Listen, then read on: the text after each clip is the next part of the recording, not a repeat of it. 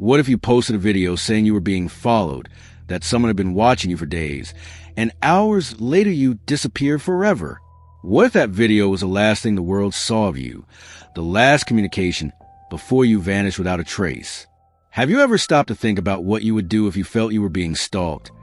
If you were absolutely certain that someone was monitoring your every move, would you publicly document it? Post it on social media as a cry for help, as a way to create evidence in case something happened to you? This video exists, and what's recorded on it may be the key to a mystery that no one has been able to solve. Stay with me until the end, because the case I'm going to tell you about today is one of the most disturbing disappearances of the social media age, precisely because we have direct access to the person's last words, recorded on video, preserved forever online. But those words weren't enough to prevent what happened next. What you're about to discover may surprise you and make you question everything about how we use social media, about when we should take threats seriously, and about the thin line between paranoia and real danger. Imagine taking your phone, opening a camera, pressing record, and speaking directly to the camera about being followed. This isn't a casual text post, nor a photo with an enigmatic caption. It's a video where your voice can be heard, where your facial expression can be seen, where the fear, urgency, or confusion on your face is documented in a way that cannot be misinterpreted. And imagine doing this not as a joke, not as dramatic content to gain views, but because you genuinely believe you're in danger and want the world to know. Now imagine that hours after posting that video, you simply disappear. Your phone stops responding. Your social media goes silent. Nobody sees you anymore. Nobody can locate you. And that video you posted, that plea for help or documentation of the threat, becomes the only window the world has into what was happening to you in the final moments before you vanished. That's exactly what happened in the case I'm going to tell you about today. The impact of a disappearance preceded by a public video is profound in unique ways, because unlike cases where the person simply disappears and we are left speculating about what might have happened, here we have the person's own words, digitally preserved, saying exactly what they were experiencing.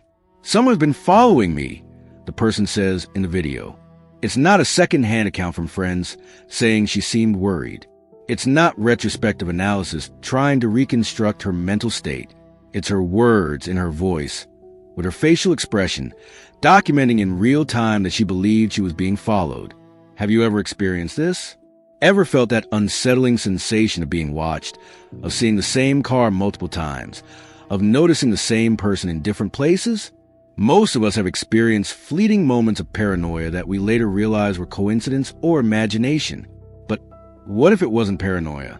What if it was a genuine perception of a real threat? How would you know the difference? And more importantly, how would you get other people to believe you before it was too late? This is the central dilemma of this case. Because when the video was posted, when it appeared in the feeds of friends and followers, the reactions were mixed. Some people took it seriously immediately, offered help, suggested calling the police. Others thought it was an exaggeration, that the person was being paranoid, that there was probably a simple explanation for what they were experiencing. And there are even those who thought it was some kind of artistic performance or dramatized content for social media. But it wasn't performance. It wasn't an exaggeration. It was real documentation from someone who believed they were in danger, who chose to use the most powerful platform available, social media, to cry out for help or at least leave a record of what was happening. And the fact that this person disappeared soon after posting the video forces us to confront the terrifying possibility that perhaps they were right. Perhaps someone was really following them. Perhaps the threat was real. And perhaps the video was a last desperate attempt to protect themselves, to create digital witnesses who could help if something happened. The video remains online to this day. It can be watched, paused, analyzed frame by frame. The voice can be heard repeatedly. Each word can be dissected in search of clues. But the person who recorded it has never been found. And this digital permanence of the last documented moment creates a particular kind of torment for family and friends. They have access to the last words. They can revisit them endlessly. But this doesn't bring the person back. It doesn't explain what happened afterward. It doesn't answer the questions that haunt everyone who knows about this case. And that's where the story really begins. When the video was posted, when it appeared on the timelines of hundreds of followers, the initial reaction was one of shock and confusion. Close friends immediately began commenting, asking if everything was all right, offering help, suggesting that the person should call the police if they truly believed they were being followed. Some tried calling, sent direct messages, did everything within their power to establish contact and verify if the situation was as serious as it seemed. But the responses were scarce, vague, and then simply stopped coming altogether. What makes this case particularly disturbing is that we live in the age of hyperconnectivity, where most people are constantly online, constantly responding to messages, constantly updating their social media. When someone suddenly goes silent, when notifications stop, when messages go unanswered for hours and then days, it raises immediate alarm bells. And that's exactly what happened. The digital silence that followed the video was deafening. Look, before I continue with this story that only gets more intriguing and frightening, I need to tell you something. If you're watching this far, it's probably because cases like this fascinate you as much as they fascinate me. And if this kind of content resonates with you, if you want to continue exploring real mysteries, unexplained disappearances, and stories that happen at the intersection of our digital lives and our physical security, I invite you to join this community. Subscribe to the channel. Because every day there's a new real case here, treated with the depth and respect that these stories and these people deserve. And leave a comment below about what has touched you the most so far. Have you ever posted something on social media when you were scared or needed help? Or do you know someone who used digital platforms to document that they were in danger? I read all the comments, and this exchange is what makes this space special. Your participation here is what makes this channel grow and reach more people who also care about these cases, who also want to understand what happens when someone publicly asks for help and then disappears without a trace. And if you're enjoying the content, please leave a like on the video. It may seem like a small thing, but it makes a huge difference in helping more people learn about this story and other cases of missing persons that deserve attention and should never be forgotten. It's what keeps this work alive and allows me to continue investigating and bringing these stories to you. Now, back to the case. When the family was finally notified about the video and the silence that followed, when they realized something was genuinely wrong, the first 24 hours turned into a desperate race against time. And what they discovered when they began to investigate would completely change how everyone understood the disappearance. Now I want to delve even deeper into this subject, because to truly understand the magnitude of what happened, to comprehend why that final video is so disturbing, we first need to know who the person who recorded it was. And that's precisely where this case becomes even more disconcerting. Because she wasn't someone living on the fringes of society. She wasn't a person with a history of erratic behavior or a tendency towards exaggerated drama.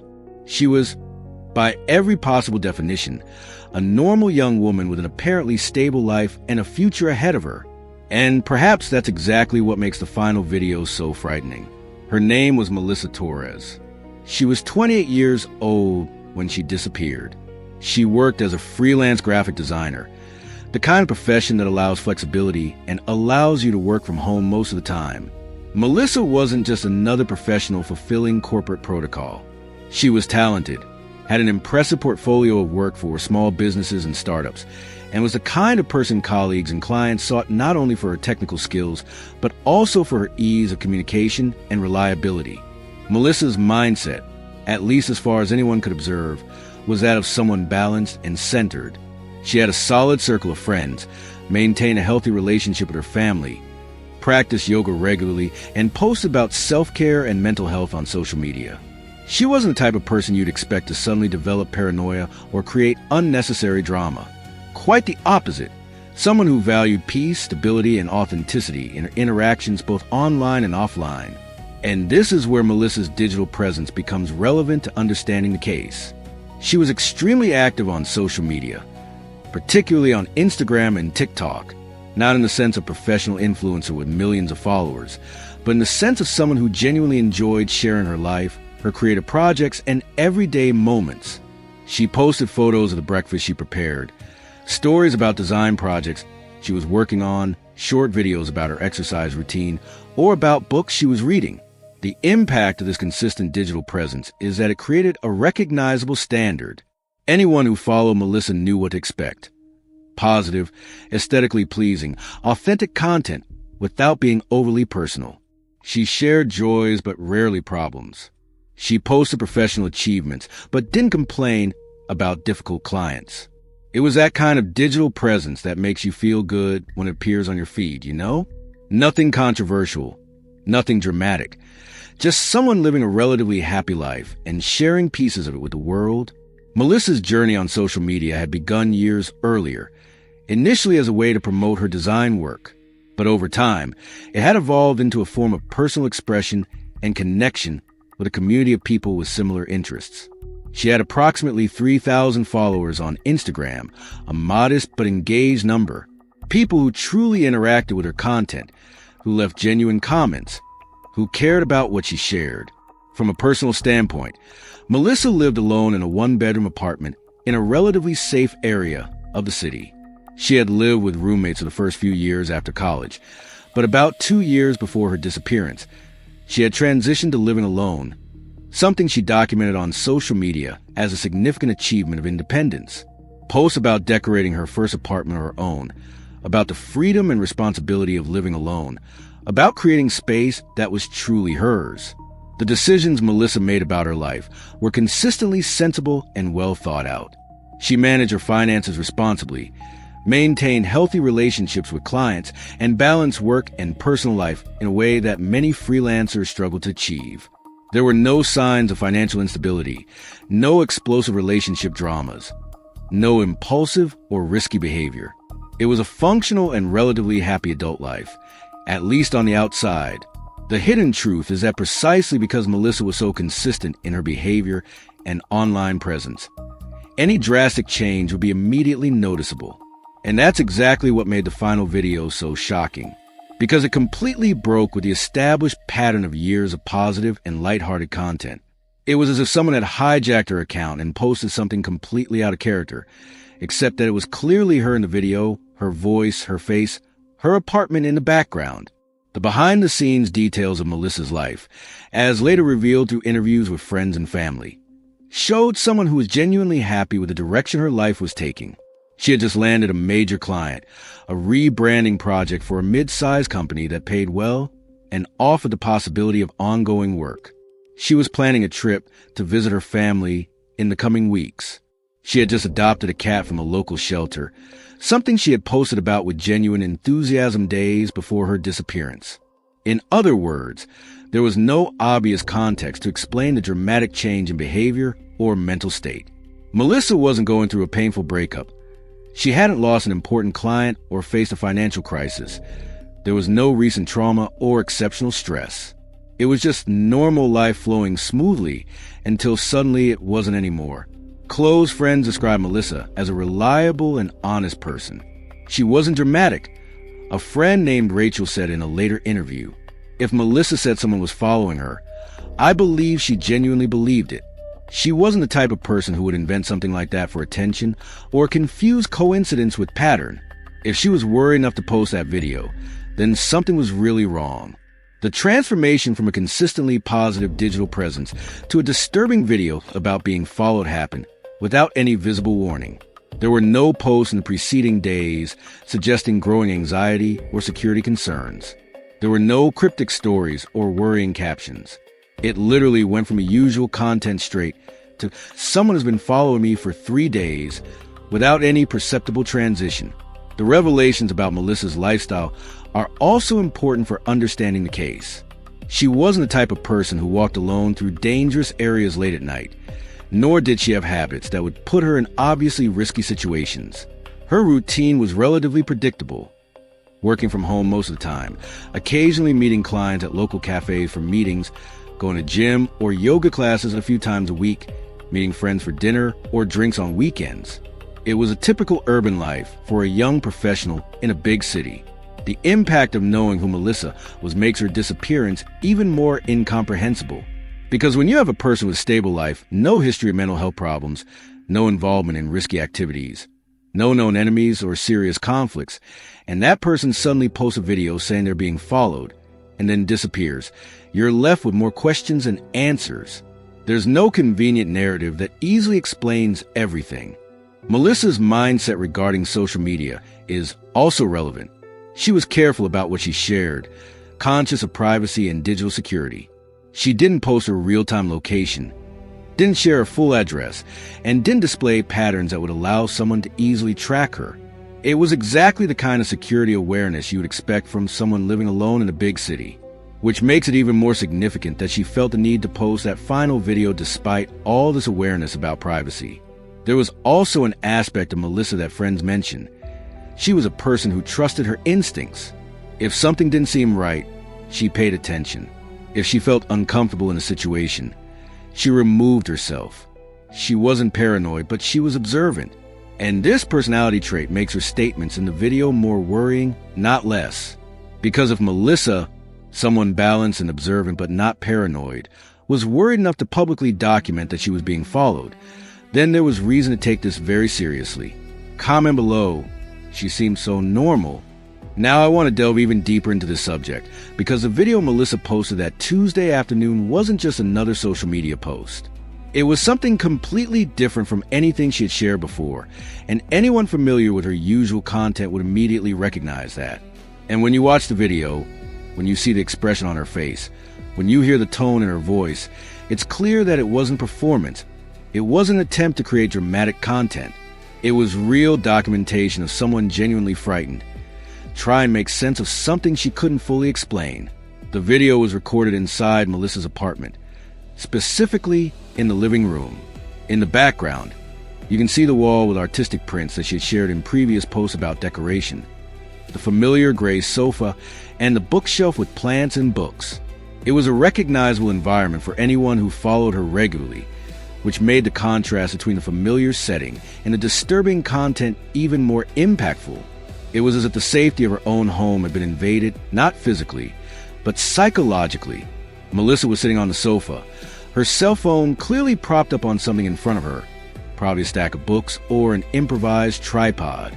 She was wearing a casual sweatshirt, her hair tied in a messy bun, and no makeup. This wasn't the carefully presented Melissa of most of her posts. This was raw, unfiltered Melissa, visibly disturbed. The natural light from the window next to her created a stark contrast, half her face illuminated, half in shadow, which inadvertently added a somber atmosphere to the video. The immediate visual impact was her body language. Melissa was leaning slightly forward, shoulders tense, hands occasionally fidgeting nervously. Her eyes weren't fixed on the camera, as they usually were in previous videos where she spoke directly to the audience. Instead, they frequently wandered, glancing at the window to the right, then at the entrance door, which was seemingly out of frame to the left. It was constant, involuntary movement, the kind of movement of someone hyper-vigilant, someone monitoring her surroundings even while trying to record a message. Melissa began the video with audible, deep breaths, clearly trying to compose herself before speaking. When she started, her voice trembled slightly, but she was making a visible effort to maintain control. "I know this is going to sound strange," she said, "and I know it's not the kind of thing I normally post, but I need to document this. I need you to know what's happening in case something happens to me." The mindset revealed in that opening sentence already establishes urgency and fear. Melissa was clearly considering the possibility that she might be in real danger, that she might need evidence or witnesses to what she was experiencing. The decision she made about recording and posting publicly instead of simply going to the police immediately suggests complexity in the situation she was trying to navigate. "Someone's been following me for 3 days," Melissa continued, and that specific phrase will become the most quoted from the entire video. "I'm not being paranoid. I'm not imagining things. At first I thought it was a coincidence, but it's not. It's the same person, or maybe people, I don't know for sure, but they're always there." The journey through the following sentences showed Melissa trying to explain specifically what she had noticed. She mentioned seeing a dark car. She couldn't identify the exact make or model, parked on the street near her building for 2 consecutive days.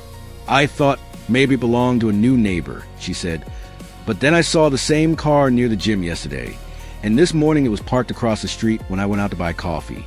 The background of what Melissa was describing painted a picture of consistent but not obvious surveillance. It wasn't someone approaching her aggressively. It wasn't explicit threats. It wasn't behavior you could easily report to the police with the expectation of being taken seriously. It was a subtle pattern of recurring presence that could be coincidental, but that Melissa clearly believed to be intentional. She also mentioned seeing a specific person multiple times. A man in a dark coat and a cap, she described. I can't see his face clearly because of the cap, but I'm sure it's the same person. He was at the cafe where I work sometimes for the past 2 days. Didn't buy anything, just sat there looking at his phone. Yesterday, I saw him walking down the same street as me when I was coming back from the gym. And this morning, he was standing across the street when I looked out the window. The hidden truth in these descriptions is that individually, each incident could be explained as coincidence. Cities are full of people, and you naturally cross paths with the same people occasionally, especially if you frequent the same places regularly. But the accumulation of incidents, the pattern Melissa was identifying, was what worried her, and the way she described it, with specific details but without hysteria, suggested that she was trying to be rational about the situation even though she was clearly frightened.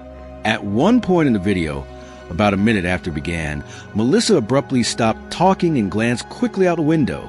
You can see her neck muscles tense. You can see her hold her breath for a moment. She remained motionless, clearly hearing or seeing something that we can't detect in the video. After a few seconds that seemed longer, she looked back at the camera and said, in an even more tense voice, "Sorry, I thought I heard something." This particular moment in the video is especially disturbing because it demonstrates that Melissa wasn't just recounting past events. She was in a state of continuous hypervigilance even while recording, still monitoring her surroundings, still expecting something to happen. The fear was present, not just a memory of previous incidents. Melissa went on to explain that she had tried to rationalize what she was experiencing. "I keep thinking I'm being ridiculous," she admitted, "that I'm seeing patterns where there aren't any. But my gut is telling me something isn't right, and I've learned to trust my instincts." This self-reflection, this awareness that she might be misinterpreting the situation, but still deciding to take her concerns seriously, clearly shows that Melissa wasn't in a state of uncontrolled paranoia. She was questioning her own perceptions even while deciding to act on them. The more specific revelations came when Melissa mentioned trying to test if she was being followed. "Yesterday, I deliberately changed my route when I was coming back from the gym," she said. "I took a completely different way than I normally do. And the dark car appeared on the same street minutes later. It's not a coincidence." She also mentioned something about her social media that added another layer to the mystery. "I've been getting strange direct messages for a week," she revealed. "Nothing explicitly threatening, but strange. Questions about my routine, about where I live exactly, about whether I live alone. I blocked the accounts, but new ones keep appearing." Melissa didn't show these messages in the video, but mentioning them suggested that the situation had an online component in addition to the physical surveillance she was describing. Near the end of the video, Melissa made a specific decision about what she planned to do. "I'm going to the police tomorrow," she said. "I know they probably can't do much yet, because technically nothing has happened, but I want on record. And I'm posting this because I don't know, I feel like I need to. If something happens to me, if I suddenly disappear or something, I want you to know that I tried to warn you, that I knew something was wrong." That final sentence carries a terrifying prophetic weight, knowing what happened afterward. Melissa was literally creating a digital record in case she disappeared, documenting her concerns in a way that they couldn't be erased or forgotten. It was a pragmatic decision from someone who was genuinely concerned about her safety, but also aware that she might not be taken seriously immediately. The video ended abruptly, without a casual farewell or the typical call to action that characterized Melissa's previous posts. She simply stopped talking, looked out the window again with a worried expression, and then the video cut. The total duration was 2 minutes and 43 seconds.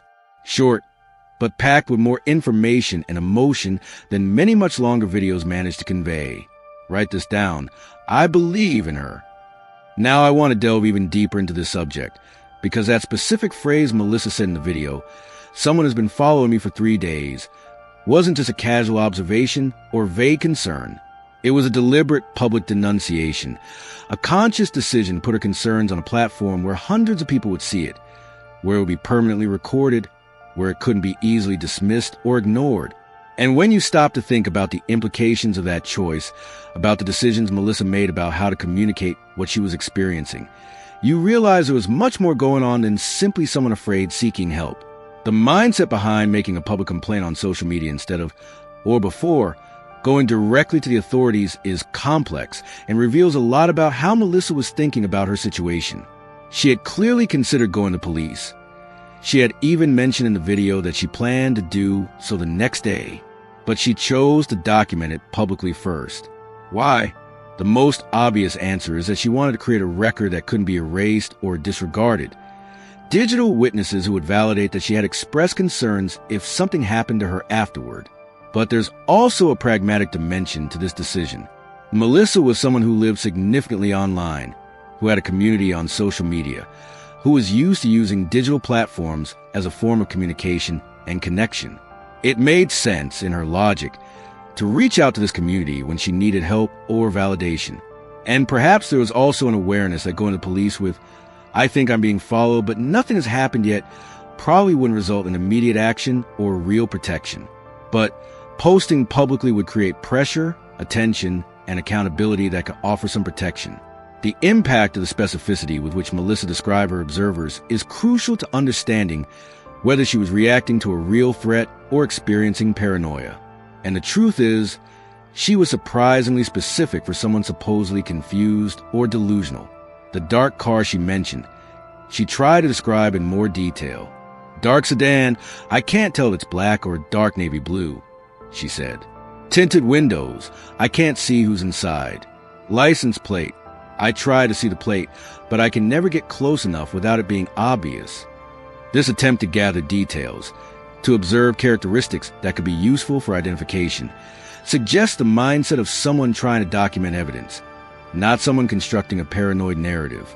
People in genuine psychotic states usually have vague or bizarre descriptions of their pursuers.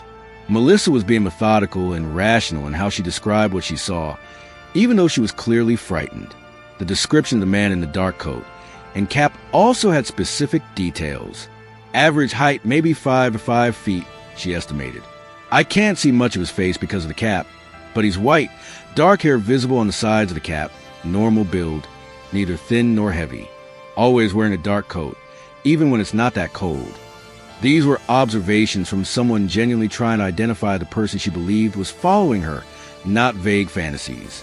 The revelations about the strange direct messages added a digital layer to what Melissa was experiencing. She mentioned receiving these messages from accounts that appear to be fake profiles, without real profile pictures, with few followers and recently created. "The questions are too specific to be casual," she explained in the video. Like, "Do you live in that red brick building on such and such street? I've never posted my exact address. How does this person know where I live?" Melissa's journey trying to understand whether she was being paranoid or responding to a real threat is evident in how she talked about testing her suspicions. The incident she mentioned about deliberately changing her route to see if the dark car would reappear shows critical thinking, an attempt to validate or refute her concerns through experimentation. "I took a completely different route, down streets I never used," she described. "And like 5 minutes later, the dark car slowly passed me and parked further down the street. How is that a coincidence?" But the hidden truth is that even with all this specificity, even with all these details, there was still ambiguity. Dark cars are common. Men of average height, wearing coats and caps are common. Fake profiles on social media are extremely common. Individually, none of these things prove surveillance or stalking. It is a pattern, the accumulation, the persistence that transforms potentially coincidental events into something that seems more sinister. Melissa's decisions about what to share in the video are also revealing. She didn't show the direct messages she mentioned, nor did she show photos of the car or the man she described. On one hand, this could be because she wanted to protect privacy or didn't want to publicly accuse someone without absolute certainty. On the other hand, some skeptics would later point out that the lack of visual evidence made it difficult to verify her claims. Melissa was asking people to trust her, to believe her reported experience even without photographic or video proof. The reasons behind why she may have chosen not to include visual evidence are important to consider. If Melissa genuinely believed she was being followed by someone potentially dangerous, Showing photos or videos of the suspects could escalate the situation, potentially provoking a more aggressive reaction. There's also the possibility that she simply hadn't been able to capture clear visual evidence, that her attempts to discreetly photograph the car or the man hadn't worked, or that she was more focused on maintaining a safe distance than on photographic documentation. The choice to post publicly instead of seeking help privately through close friends or family also deserves analysis. Melissa had close family. She had friends she trusted. She could have called any of them, explained her concerns, asked someone to stay with her, but she chose to amplify it publicly. This suggests that she wanted not only personal support but public attention, a permanent record, multiple witnesses to what was happening. There was also an implicit element of a cry for help in the video. When Melissa said, "I need you to know what's happening," she was clearly reaching out to her online community, asking them to pay attention, to care, to act in some way if something happened. It was an acknowledgement of vulnerability, an admission that she was scared and didn't know exactly what to do, but wanted others to know before it was too late. The impact of the phrase, "if something happens to me," is particularly powerful because it shows that Melissa was genuinely considering the possibility that she could be in mortal danger. It wasn't just, "I'm being bothered," or "someone is making me uncomfortable." It was, "something could happen to me," implying that she could be hurt, kidnapped, or worse. It was an escalation concern that went beyond mere discomfort to real fear for her safety and life. The mindset revealed through Melissa's decision to post a video also tells us something about her assessment of the situation. She clearly believed she was in enough danger that it was worth risking appearing paranoid or dramatic publicly. People generally avoid making serious claims publicly because they are afraid of being ridiculed or disbelieved. The fact that Melissa was willing to risk this suggests that her concern was genuine and serious enough to outweigh any potential shame or embarrassment. Comment below. She was asking for help. Now I want to delve even deeper into the subject, because what happened in the hours immediately following Melissa posting that video is just as crucial as the content of the video itself. And when you follow the chronology minute by minute, when you see how a day that began with a public plea for help ended in complete disappearance, you realize there was a window of time where perhaps something could have been done, where perhaps the outcome could have been different. But that window closed quickly, and what remained was just a sequence of events that no one can fully explain. Melissa posted the video at 3:47 p.m. on a Tuesday. The timing is important because it was mid-afternoon, not the middle of the night, when fewer people would be online. It was a time of high engagement on social media, when many of her followers would be checking their feeds, when there was a greater likelihood of a quick response. The decision to post at that specific time may have been intentional, a strategic choice to maximize visibility and potential reach. The immediate reaction was swift and concerned. Within minutes, comments began to appear. "Melissa, are you okay? Call me now," wrote Rachel, a close friend. "Have you called the police yet? Where are you now?" "I'm coming over," commented another friend. "Please tell me you're safe," wrote a coworker. There were also people offering practical help. "I live near you. Do you want to come over? And I have a friend who's a police officer. I can get him to check on you if you want." The impact of these immediate responses shows that Melissa's community took her concerns seriously, that people were genuinely concerned and willing to help. It wasn't a situation where the request for help was ignored or dismissed. There was an active response. People tried to reach out, offering resources and support. But the crucial question is, did Melissa see these responses? And if she did, why didn't she respond to many of them? Melissa responded to some initial comments, and these responses are her last documented words online. "I'm fine for now, locked in my house," she replied to Rachel. "I'll wait until tomorrow to go to the police. I don't want to go out now while it's still light, and they might see me leaving." This response was posted at 4:02 p.m., just 15 minutes after the original video. It demonstrated that Melissa was monitoring the reactions, reading the comments, but also making safety choices based on her assessment of the situation. To another friend who offered to come to her apartment, Melissa replied, You don't need to come now. Seriously, I don't want to cause a scene.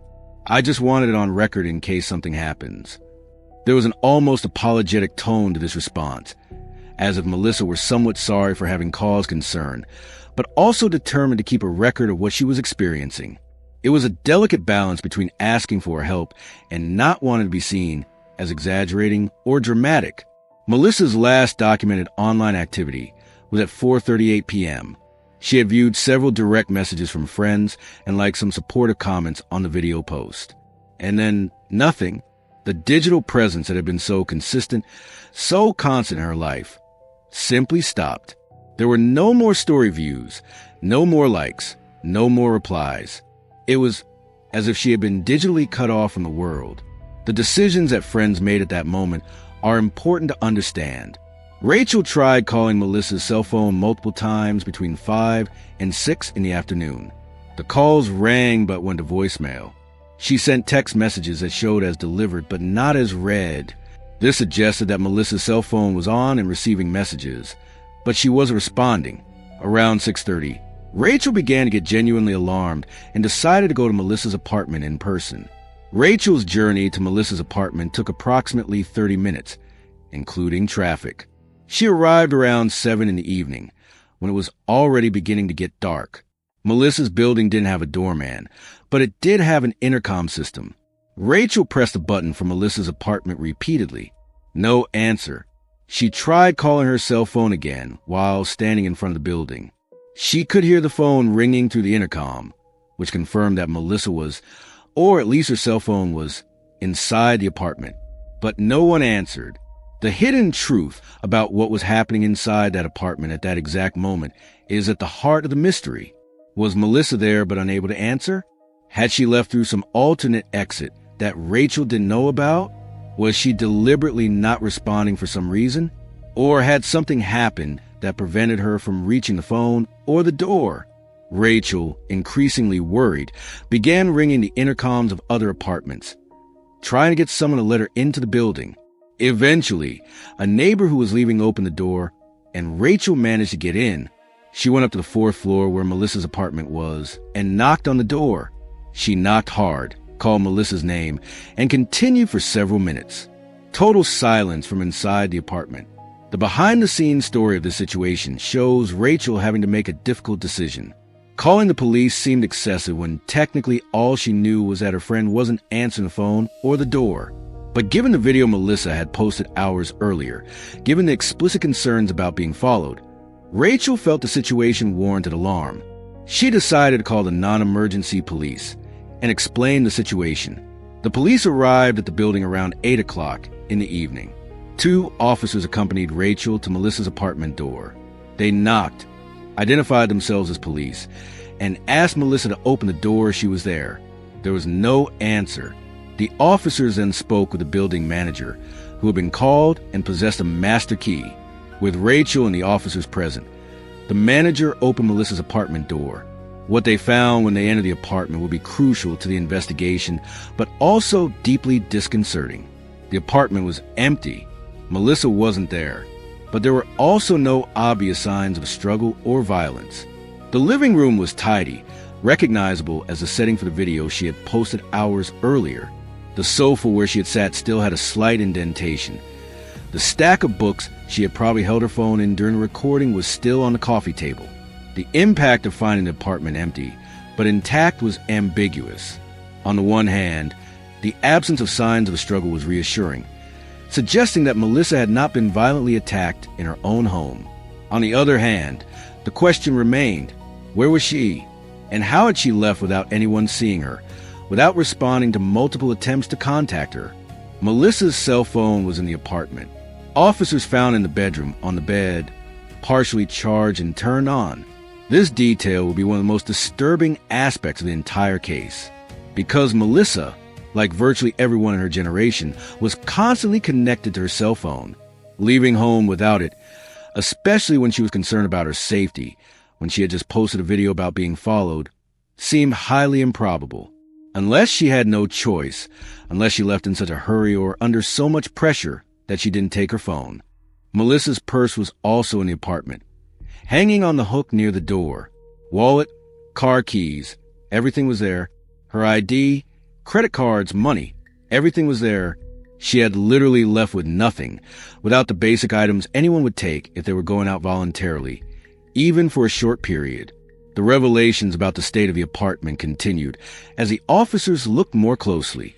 The living room window was unlocked, curtains partially open. Melissa's laptop was open on the coffee table, still on, showing her social media accounts open on the screen. It was as if she had been interrupted midway, as if she had gotten up intending to return later, but never did. Write this down. She simply disappeared. Now I want to delve even deeper into this matter, because when the police realized it wasn't just a case of someone not answering their phone, when it became clear that Melissa Torres had genuinely disappeared just hours after posting a public video about being followed, the investigation became an immediate priority. And what the investigators discovered in the first critical 48 hours didn't bring the answers everyone expected. Instead, each discovery, each analysis, each piece of evidence collected only added more layers to a mystery that defied simple explanation. The first line of investigation was a detailed analysis of the video Melissa had posted.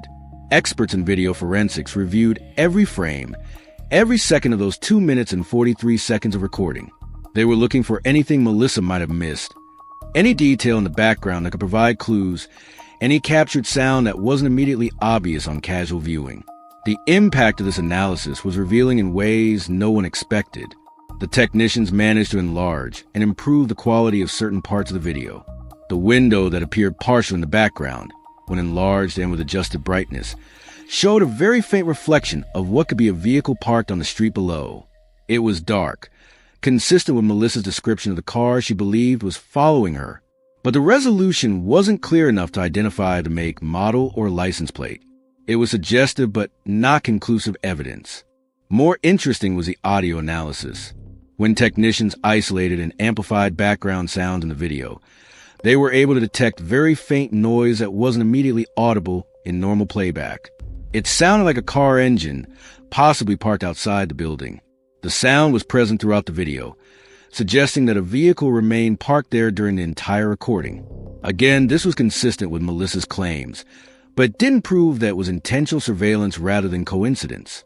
The body language analysis conducted by a behavioral specialist was particularly revealing. The forensic psychologist who reviewed the video concluded that Melissa's signs of fear appeared genuine.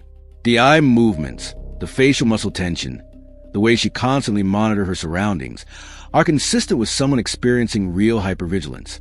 The report stated, "I see no typical markers of performance or fabrication. If she was acting, she was doing so at a level that would be extraordinary." This assessment lent credence to Melissa's concerns, suggesting that she genuinely believed she was in danger, regardless of whether that danger was real or perceived. The journey to trace Melissa's movements through security cameras in the area was extensive but frustratingly incomplete. The building where she lived did not have its own security cameras, a significant gap that would make it impossible to see who entered or left during critical hours. But there were cameras in nearby commercial establishments, and investigators were able to access those recordings. The decisions investigators made about which cameras to prioritize were based on the established timeline. They focused on the hours between when Melissa posted the video, around 3:47 p.m., and when Rachel and the police entered the empty apartment, around 8 p.m., there was a window of approximately 4 hours in which Melissa could have left the apartment. And that was a critical timeline. A bakery security camera half a block away captured an image of a woman, matching Melissa's description, walking briskly down the sidewalk at 5:12 p.m. The image quality didn't allow for definitive facial identification, but her physique, clothing, and gait were consistent. If it was Melissa, she was alone, walking quickly in the opposite direction from the main street, heading towards a less busy residential area. She didn't appear to be visibly forced. There was no one immediately behind her in the recording, but there was a clear urgency in her movements. The hidden truth about this possible sighting is that it raises more questions than it answers. If it was Melissa, why did she leave the apartment without her cell phone, wallet, or keys? Where was she going in such a hurry? And why, if she was worried about being followed, would she leave voluntarily and alone? Unless there was a compelling reason, something that pulled or pushed her to leave despite the risks she had identified in the video. The behind-the-scenes investigation into the dark car Melissa mentioned was extensive. Investigators reviewed traffic and business security camera footage, looking for dark sedans in the area over the past 2 weeks. They found dozens. Dark cars are extremely common, and without more specific information like license plates or distinguishing marks, it was like looking for a needle in a haystack. But they did identify some vehicles that appeared multiple times in locations Melissa frequented.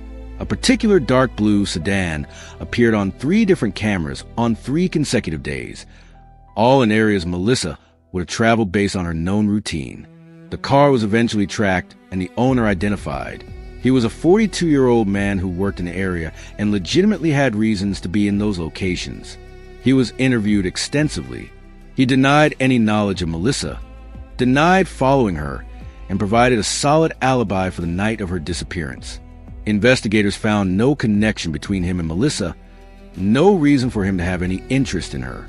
The investigators' mindset began to shift as more information was gathered, but no clear explanation emerged.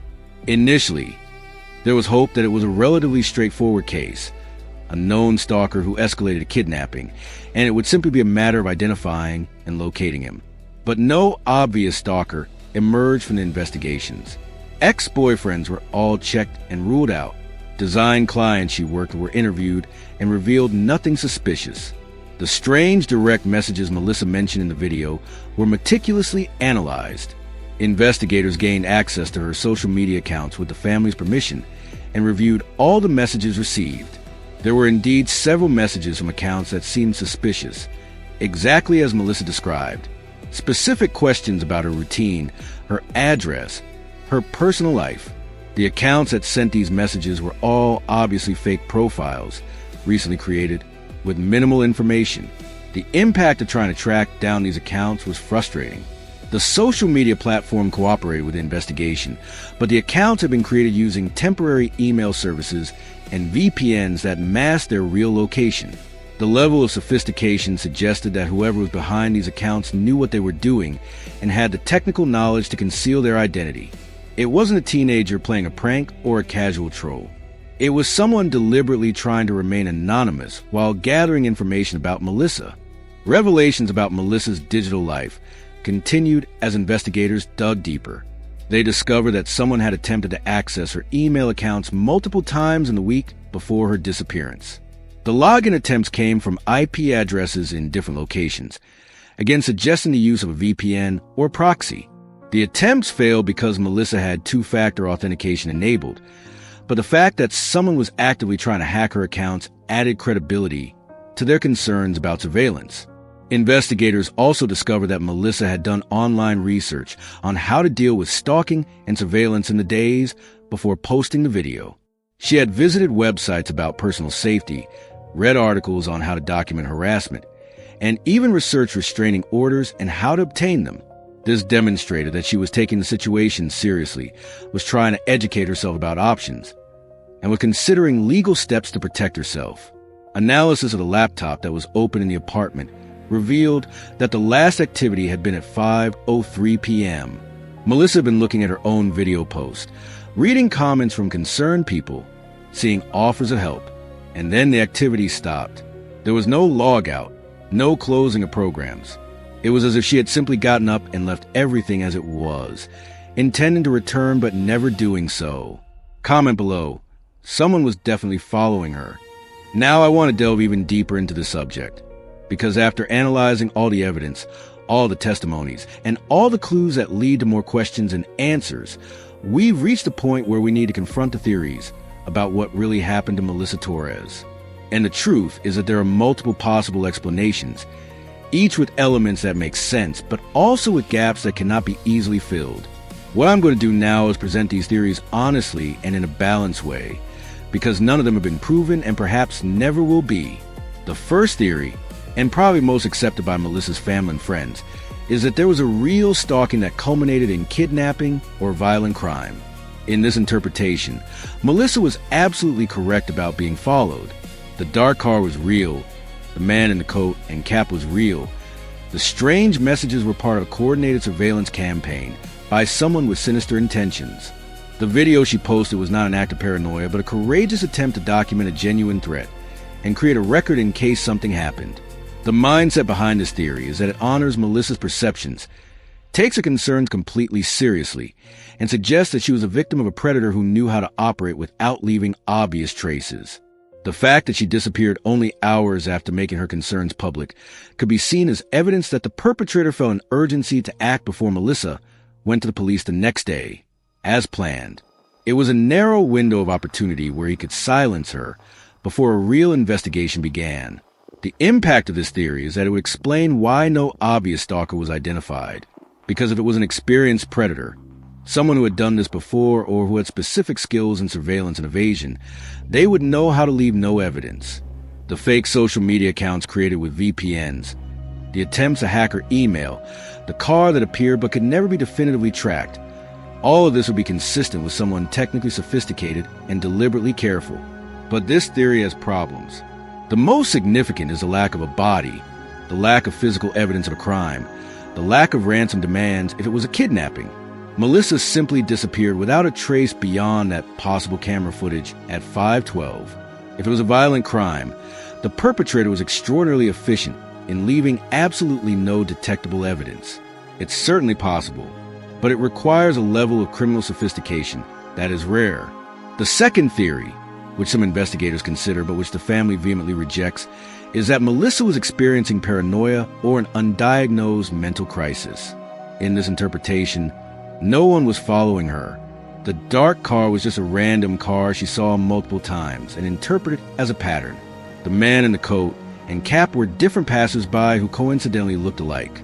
The strange messages were internet trolls with no connection to physical surveillance. And Melissa, for neurological or psychological reasons that no one had detected before, began to see connections where none existed. The decisions that lead investigators to consider this possibility include the fact that, despite extensive investigation, no actual stalker was identified, and no concrete evidence of organized surveillance was found. Melissa's descriptions were specific, but also generic enough to apply to many different people and vehicles.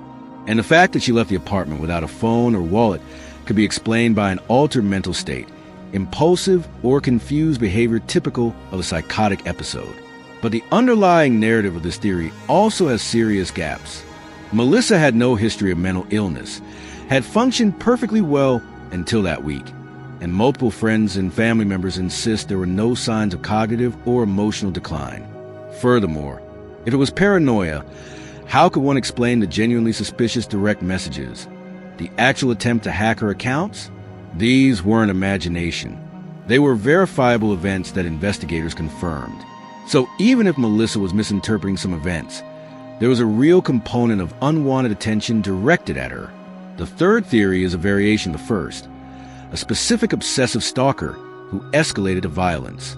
Perhaps it wasn't a professional predator or experienced criminal, but rather an individual who developed fixation on Melissa, possibly someone who knew her peripherally or who had become obsessed through her social media. Stalkers can be extraordinarily persistent and can create a genuine feeling of being constantly watched without necessarily having sophisticated criminal skills. This theory suggests that the stalker could be someone in Melissa's life whom no one took seriously, someone who managed to keep their obsession hidden until it escalated to violent action.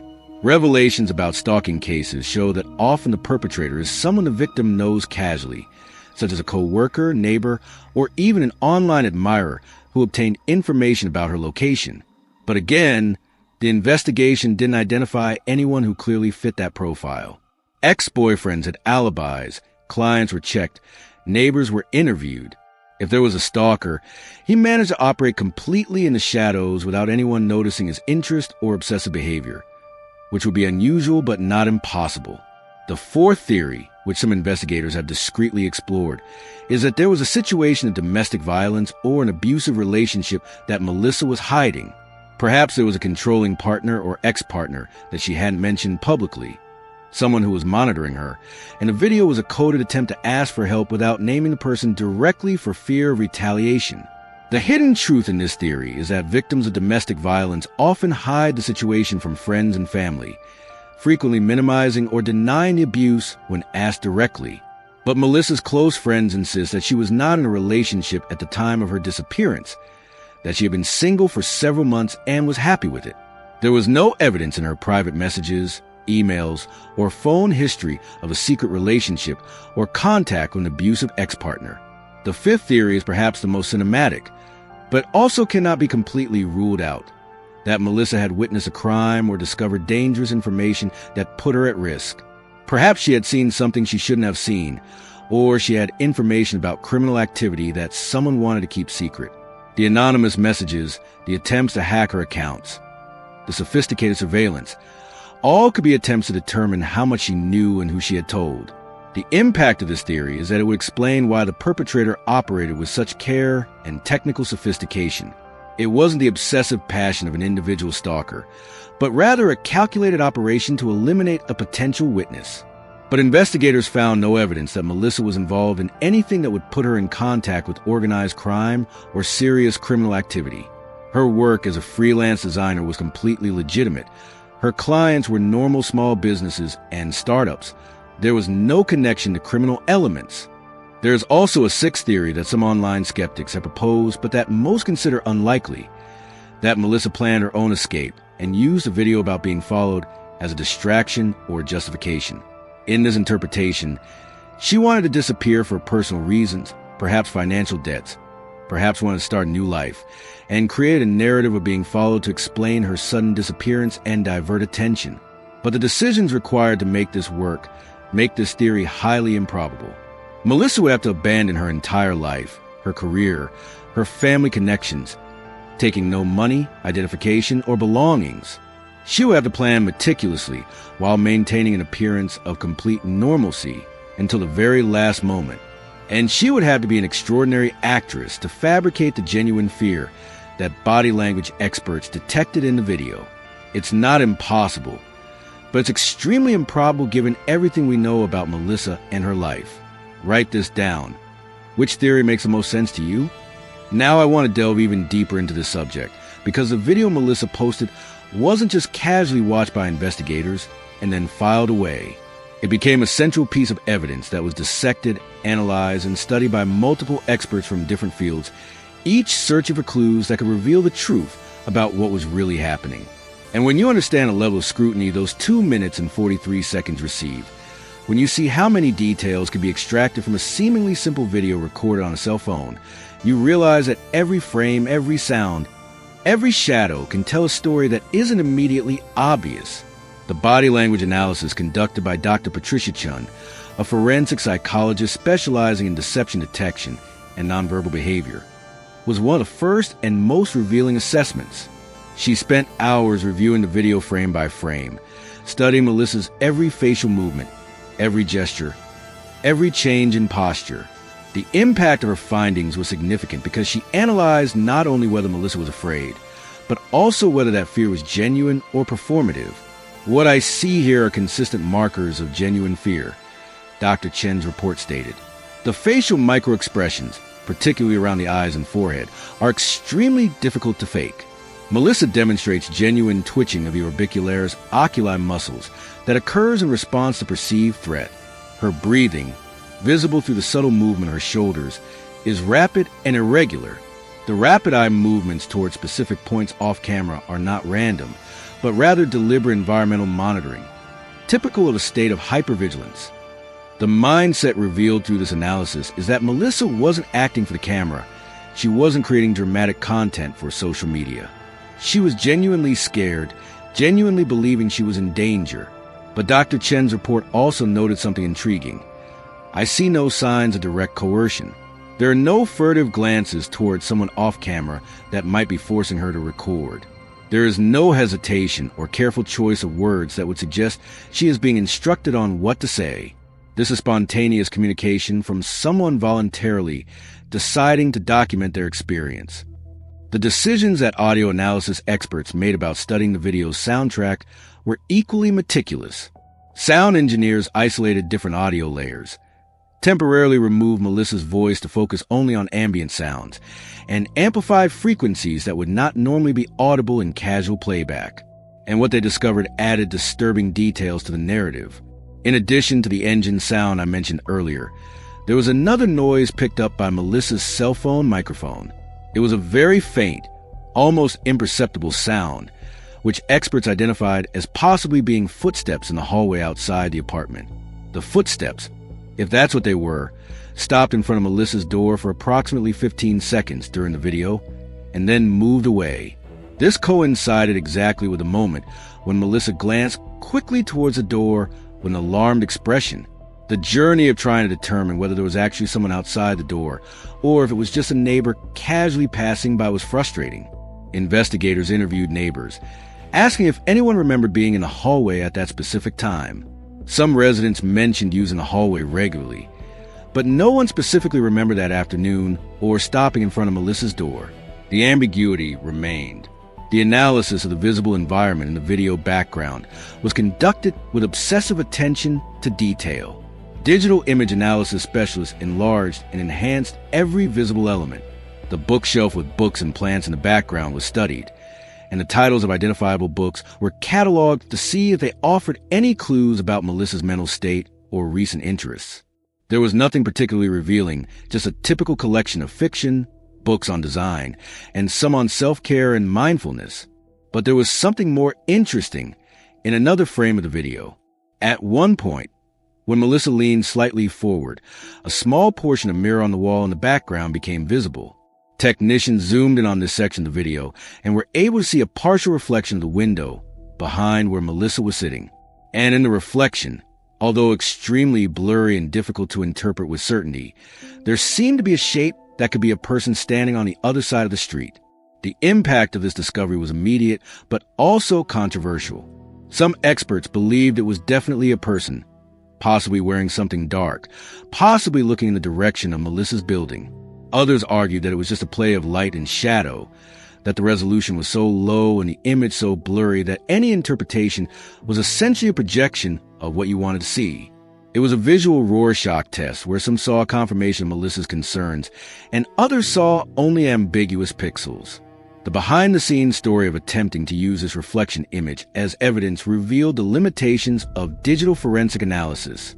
Even with the best software and enhancement techniques available, they couldn't increase the clarity enough for a definitive identification. It was suggestive but not conclusive evidence. Yet another frustratingly ambiguous piece in a puzzle that seemed full of them. There was also an analysis of the lighting and shadows in the video that revealed information about chronology. Experts were able to determine, based on the angle and quality of natural light entering through the window, that the video was recorded between 3:34 and 15 p.m., consistent with the posting time of 3:47 p.m. This confirmed that there was no discrepancy between when it was recorded and when it was posted, and that Melissa had not recorded the video beforehand and waited to post it.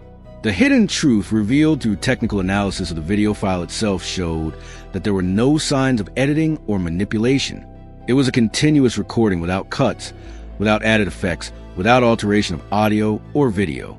The metadata file confirmed that it was recorded on Melissa's cell phone in the native camera application at the indicated time. It was authentic in the technical sense. It was not deepfake or sophisticated digital fabrication. Digital security experts also analyzed how and when the video was uploaded to social media platforms. They traced the IP address from which the upload was made and confirmed that it came from Melissa's apartment's Wi-Fi network. The upload occurred at 3:47 a.m., and the post was published immediately. There was no delay, no hesitation. Melissa recorded and posted in quick succession, suggesting urgency and determination. A particularly interesting analysis was conducted by a specialist in speech analysis and forensic linguistics. He studied not only what Melissa said, but how she said it, speech patterns, word choice, sentence structure. Her speech is coherent and organized. The report concluded, there are no signs of disorganized thinking typical of psychosis. There are no bizarre logical leaps or connections that don't make sense. She is clearly stressed, evidenced by small pauses and faster breathing, but she is articulating rational thoughts in a comprehensible way. The revelations continued when analysts began comparing the final video with previous content Melissa had posted. A digital behavior specialist analyzed hundreds of previous posts, stories, and videos to establish a baseline of how Melissa typically presented herself online. And the contrast was striking. In her entire social media history, she had never posted anything remotely similar to that final video. Nothing about fear, danger, or safety concerns. It was a complete break from a norm, which lent more credibility to the seriousness of her concerns. Comment below. Every detail tells a story. Now I want to delve even deeper into the subject, because up to this point we've talked about evidence, technical analyses, theories, and investigations. But there's a side to this case that's easy to forget when you're focused on the forensic details and the possibilities of what might have happened. The real people who were left behind. The family who woke up one normal day and realized Melissa would never return.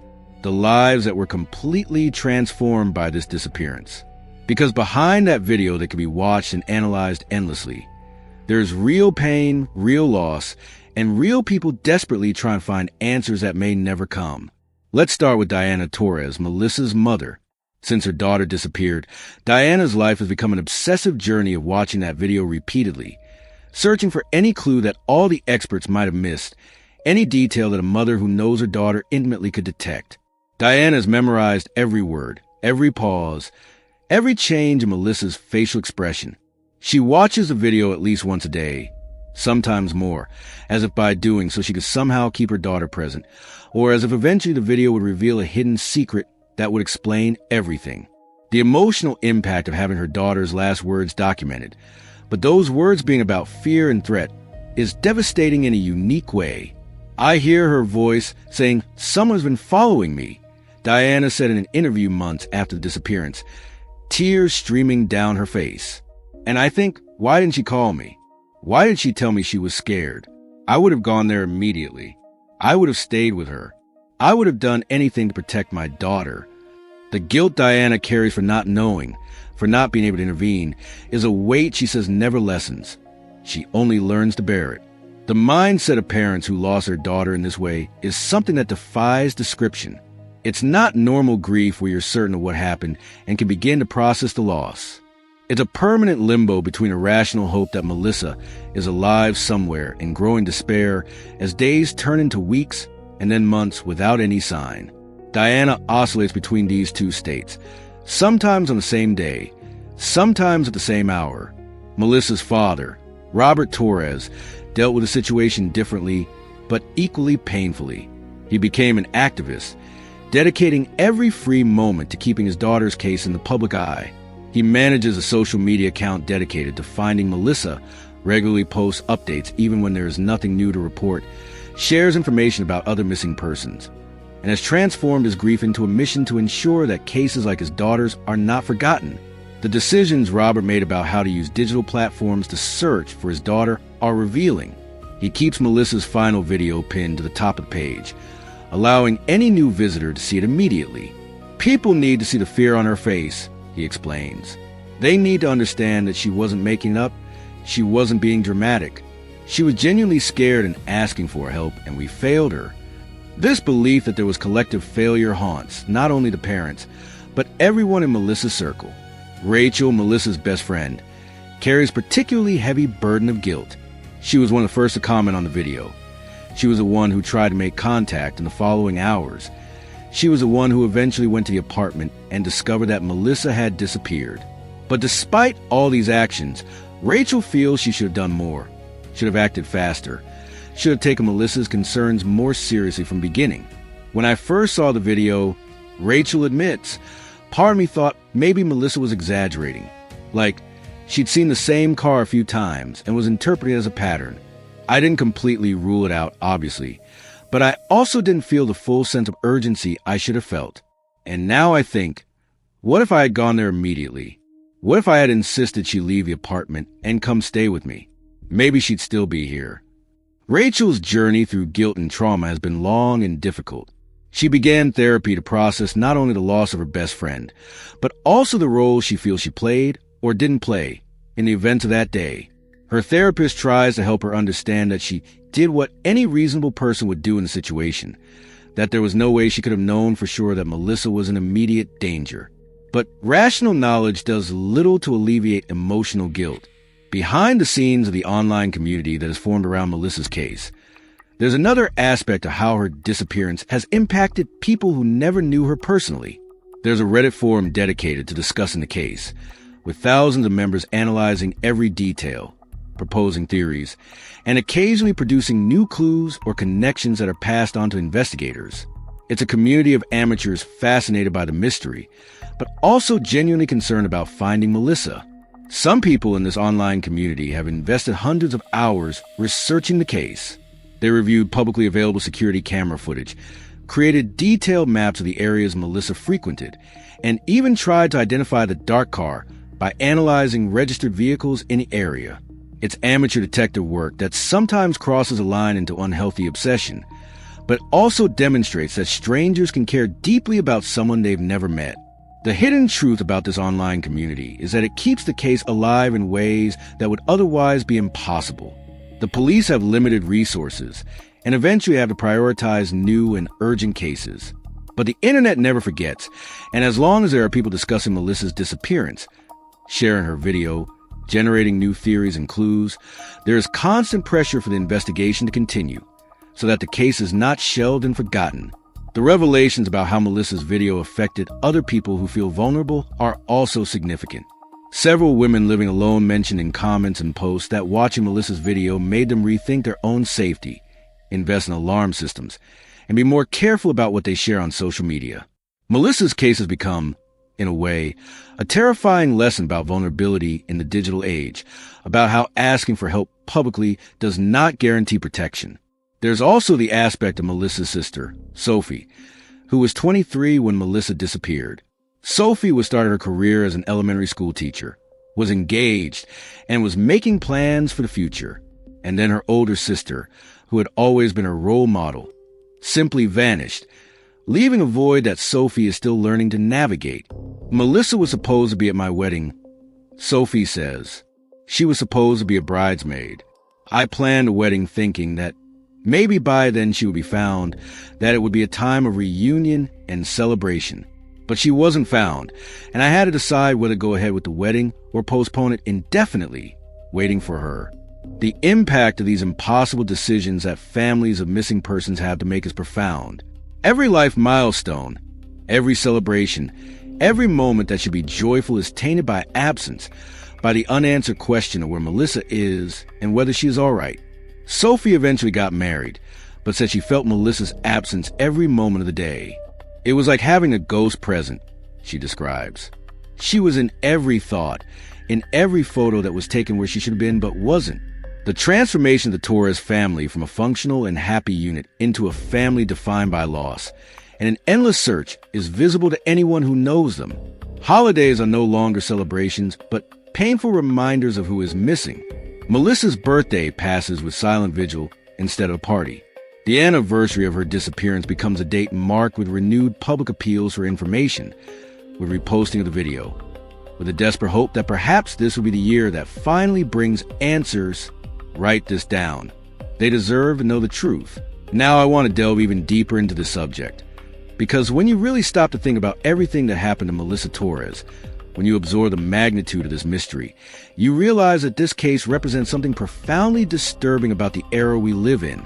A person used the most modern tool we have, social media, the platform that supposedly connects us instantly with hundreds or thousands of people, to ask for help, to document that she was in danger, to leave a permanent record of what was happening to her, and yet she disappeared. The video remains online to this day. It can be watched thousands of times, has been shared by countless people, has been analyzed by experts using cutting-edge technology, and has been studied frame by communities dedicated to solving the mystery. But the person who recorded it has never been found. And this digital permanence of the plea for help creates a particular kind of torment, because the evidence is there, perfectly preserved, accessible at any time, but it cannot bring Melissa back. It cannot explain what happened in the hours after she pressed the post button. The mindset of living in the digital age makes us believe that we are somehow safer. If something happens to us, we think we can cry out for help digitally and reach hundreds of people instantly. We can document threats, create records, produce evidence that will remain even if we disappear. And Melissa did all of that correctly.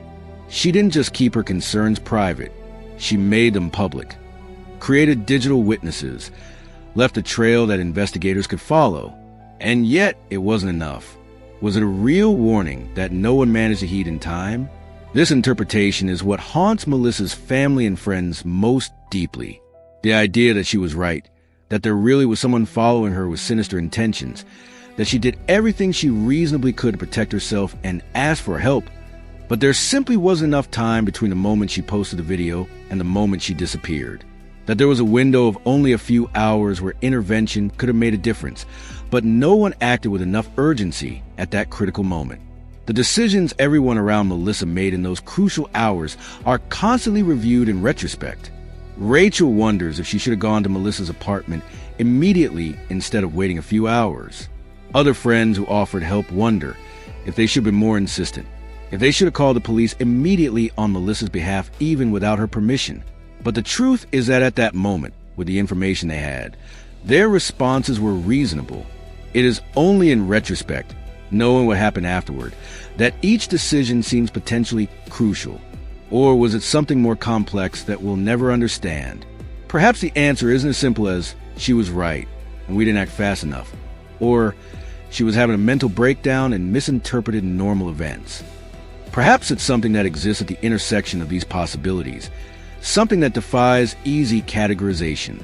Perhaps there were real elements of unwanted attention directed at Melissa, the suspicious messages, the attempts to hack her accounts, but also elements of interpretation amplified by anxiety or fear, seeing every dark card as a threat, every coincidence as evidence of a conspiracy. The impact of never knowing for sure is perhaps the cruelest part of this case, because without a body, without definitive evidence of a crime, without a confession or witnesses, the family lives in a permanent limbo of possibilities. Melissa may be alive somewhere, unable to return for reasons we don't understand. Or she may have been the victim of a violent crime that was executed so perfectly that it left no detectable traces. Or she may have suffered a mental breakdown that led her to deliberately run away from her life. Each of these possibilities requires a different form of grief or hope, but without knowing which is true, there is no way to process the loss appropriately. The journey of trying to make sense of disappearance in the digital age reveals fascinating contradictions. We live in a world where we are constantly tracked, monitored, documented. Our cell phones record every location. Our financial transactions leave digital traces. Security cameras capture our movements through public spaces. And yet, people disappear. Melissa had a cell phone that could have been tracked, but it was left behind. She had a massive digital presence, but she stopped posting. She lived in a city full of cameras, but the recordings didn't definitively capture what happened to her. The behind-the-scenes story of what happens when a case isn't solved quickly shows how resources and attention inevitably diminish over time. The police technically keep the case open, but there's no active daily investigation like there was in the first few weeks. Investigators revisit the case periodically, especially when new leads emerge. But the reality is that without significant new developments, there's a limit to what they can do, and each passing day without a resolution makes it less likely that one will be resolved. The hidden truth about missing persons cases is that most are never fully solved. Melissa joins thousands of others who simply vanished, leaving behind devastated families and unanswered questions. And what makes her case particularly haunting is that she left more evidence of her pre-disappearance situation than most. She literally documented on video that she believed she was in danger. And even with all this documentation, even with all the forensic analysis and investigation, we still don't know what happened to her. The revelations about how this case has changed other people's behavior are significant. Many people, especially young women living alone, report that watching Melissa's video and learning about her disappearance made them completely rethink their approach to personal safety. Some have installed alarm systems or security cameras in their homes. Others have become more cautious about what they share on social media, realizing that information about their location and routine can be used by people with malicious intent. But there is also a disturbing paradox. If Melissa, who was conscientious about safety, who documented her concerns, who tried to protect herself, still disappeared, what does that say about our ability to keep ourselves safe? There is a sense of powerlessness that comes from recognizing that sometimes doing everything right is still not enough, that vulnerability is an inherent part of existing in the world, that complete control over our safety is a comfortable illusion we maintain until something like this happens. The transformation of Melissa's video from a personal plea for help into a broader cultural symbol happened gradually.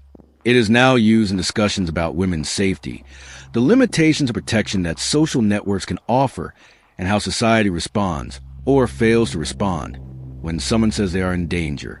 It is studied in criminology classes, referenced in articles about missing persons cases, and cited as an example when people discuss how to improve threat response systems. But for Melissa's family, for Rachel and other close friends, the video will never be an abstract symbol or a case study. It will always be the last documented words of someone they love, a permanent record of a moment when Melissa was scared and needed help that didn't arrive in time, or perhaps could never have arrived in time no matter how quickly someone responded. It's a painful reminder that she tried to do the right thing, tried to protect herself, tried to create evidence, and all of that still wasn't enough to prevent whatever happened afterward. Comment below, the video remains, but she doesn't. Now I want to delve even deeper into the subject, because Melissa Torres' case forces us to confront fundamental questions about communication, about asking for help, and about the limits of what social media can truly do for us in times of crisis. We live in an era where documenting our lives has become second nature, where sharing thoughts and experiences is as automatic as breathing. And Melissa used these tools exactly as many security experts would tell you to. She documented the threat. She created a public record. She established a timeline. She asked for help. And all of this happened on a platform accessible to hundreds of people who could potentially intervene. But here's the uncomfortable truth this case reveals.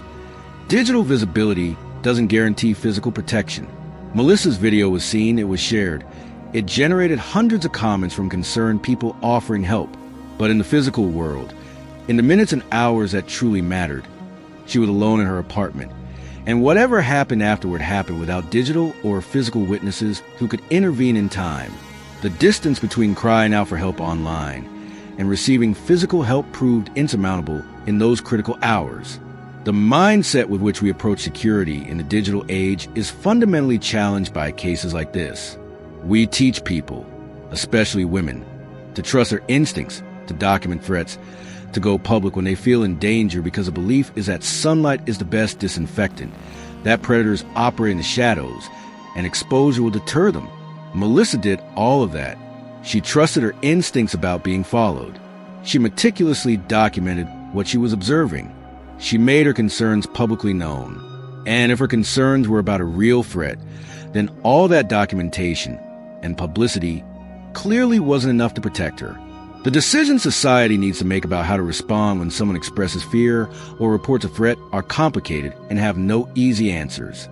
On the one hand, we want to take every expression of fear seriously. We want to intervene immediately when someone says they are in danger. On the other hand, we live in a world where anxiety is prevalent, where misinterpretations of situations occur, and where law enforcement resources are limited and need to be carefully allocated. Finding a balance between responding to every concern as emergency and dismissing legitimate concerns as paranoia is a challenge that no one has fully solved. The impact of missing this balance can be seen in Melissa's case. Her friends responded with concern, but also with some hesitation, not wanting to overreact, but also not wanting to ignore her plea for help. The police weren't called until hours later, when it was already clear that Melissa had disappeared. And it's easy in retrospect to say that everyone should have acted faster, with more urgency. But at the time, with the information they had, their responses were what most reasonable people would do in the same situation. The journey of trying to understand whether Melissa could have been saved if someone had acted differently is agonizing for everyone involved. Rachel is tormented by the question of what would have happened if she had dropped everything and rushed to Melissa's apartment immediately after seeing the video. Other friends wonder if they should have called the police on their own without waiting to see if Melissa would respond to messages. Melissa's family wonders why she didn't call them directly if she was so scared. But all these questions assume that there was something that could have been done differently that would have changed the outcome, and we don't know if that's true. The behind-the-scenes story of what really happened in those hours between when Melissa posted the video and when it was discovered that she had disappeared remains frustrating and completely mysterious. And perhaps that is the most disturbing lesson, that even in the age of hyperconnectivity, even with all the digital tools at our disposal, There are still moments and situations where people can disappear without leaving any comprehensible trace, where cries for help cannot be answered in time, where all the technology and goodwill in the world are not enough to prevent tragedy. The hidden truth that emerges from this case is that human vulnerability persists regardless of how many technological tools we develop. Melissa had a cell phone she could have used to call emergency services, but she didn't or couldn't before disappearing. She had an online community ready to help, but digital help couldn't translate into physical protection quickly enough. She was aware of safety concerns and had documented her worries, but knowledge and preparedness were no shield against whatever happened. The revelations about how Melissa's case has changed conversations about personal safety and responding to threats are significant. Women's advocacy organizations have begun using the case as an example in training on how to respond when a friend or family member expresses fear. Police departments have revised protocols on how to handle reports of stalking or surveillance when there is no immediate physical evidence of crime. Social media platforms have explored whether they should have special features for when users post content indicating they are in immediate danger. But none of these changes bring Melissa back. None of them answer the questions that haunt everyone who knows about this case. Where is she? What happened in the hours after she posted that video? Was she right about being followed? If she was, who were they and what did they want? If she wasn't, what led her to leave the apartment without her cell phone or wallet and disappear completely? The transformation of Melissa's disappearance from a tragic personal event into a case that resonates culturally happened because it touches on fears that many of us share. The fear of not being taken seriously when we express concern. The fear that calls for help will not be answered in time. The fear that all our documentation and preparation will not be enough if something really bad happens. Melissa did everything we could reasonably expect someone to do to protect themselves and seek help, and yet she disappeared. And that's terrifying because it suggests that sometimes there is no correct sequence of actions that guarantees safety. Melissa's video remains online, a digital monument to a moment of vulnerability, fear, and a plea for help. Each view is a reminder that she tried to communicate, tried to create a record, tried to ensure that if something happened to her, the world would know she had expressed concern. And the world does know. Thousands, perhaps millions of people have seen the video, read about the case, and cared about what happened to Melissa Torres. But all this knowledge and concern hasn't brought her back, hasn't solved the mystery, hasn't given a family the answers they desperately need. And perhaps this is the most painful final reflection, that sometimes there are no satisfactory answers, no climactic revelation that explains everything, no conclusion that brings closure. Sometimes there is only disappearance, only absence, only video that remains when a person is no longer there. And we have to learn to live with this ambiguity, with this uncertainty, with the possibility that some mysteries will never be completely solved, no matter how much time passes or how much effort is invested in trying to understand them. Comment below. We'll never know. So, you made it to the end. That means Melissa Torres' story touched you in some way, that the mystery of that final video intrigued you as much as it intrigues me. And look, if you felt that connection, if you were absorbed by this case that defies simple explanation, I invite you to subscribe to the channel. Every day I bring real cases like this, stories that make us question our own security in the digital age, that treat missing persons with the seriousness and humanity they deserve. It's the kind of content that goes beyond sensationalism and truly delves into human mystery behind disappearances. And if you've really stuck with me this far on this journey, leave a comment saying, "She asked for help." I read all the comments, and this interaction is what transforms the space into something more than just videos. It's what creates a community of people who care about these unsolved mysteries. Leave a like too, because that helps this video reach more people who also want to know Melissa's story, who also want cases like this not to be forgotten. Every like makes a real difference in keeping this work alive and allows me to continue investigating and bringing these stories to you. And look, there's a video over here about another case where cryptic messages preceded a mysterious disappearance. Click there and stay with me, because this story will leave you with even more questions about how people can simply vanish. Thanks for the company, and until the next mystery.